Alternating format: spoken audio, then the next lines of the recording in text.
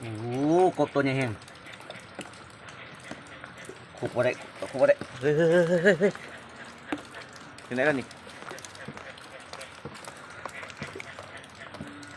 โอ้ยผมเป็นเซียนจับกบนะเฮ้ย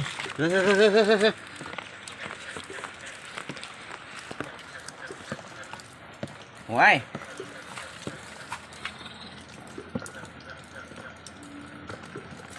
เฮ้ย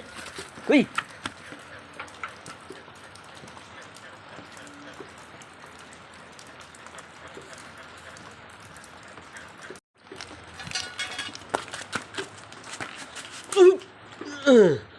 จับเลยจับเลยอ่ะ